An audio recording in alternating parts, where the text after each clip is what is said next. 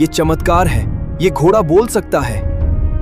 हे भगवान, बोलने वाला घोड़ा, क्या मैं पागल हो गया हूँ? शांत हो जाइए काका, आप पागल नहीं हैं। मैं आपकी मदद कर सकता हूँ। काका, ये लीजिए।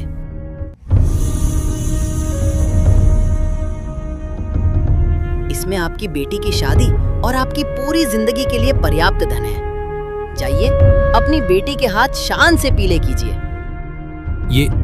ये सच है? मैं कोई सपना तो नहीं देख रहा? बेटा, तुम जो कोई भी हो, मेरे लिए साक्षात भगवान हो। रुकिए काका, एक शर्त है।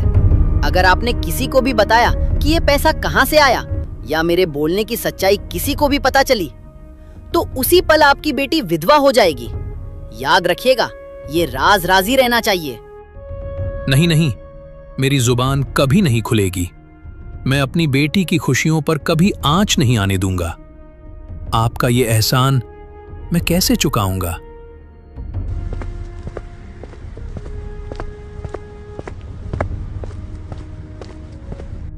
चंपा, मैंने अपनी आंखों से देखा पर यकीन नहीं हो रहा। तुम तो सच में चमत्कार कर सकते हो।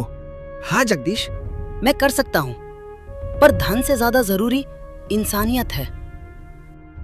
अब समझ आया कि चंपा ने क्यों कहा था कि तुम हमारे बेटे जैसे हो। चलो, अब खेत नहीं, सीधा घर चलो।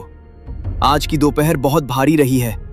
अब खेत नहीं, घर चलो, कुछ बात करनी है।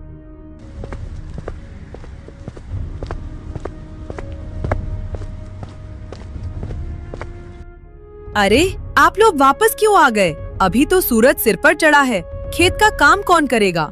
फसल नहीं काटेंगे तो कर्ज कैसे चुकेगा? अरे चंपा, अब खेत और फसल की चिंता छोड़। तूने देखा नहीं इस घोड़े ने काका के लिए क्या किया? ये जादुई घोड़ा है चंपा। ये हमें जितना चाहे उतना पैसा दे सकता है। अब हमें मेहनत करने की जरूरत नहीं। रुकिए जगदीश जी, शायद आपको कोई गलतफहमी हुई है। मैं कोई सोने की खान नहीं हूँ। मैं किसी एक इंसान की सिर्फ एक ही इच्छा पूरी कर सकता हूँ। मैंने अपनी शक्ति का उपयोग उस बूढ़े किसान के लिए कर दिया क्योंकि उसकी जान दांव पर थी। अब आप बताइए, आपकी सबसे बड़ी इच्छा क्या है?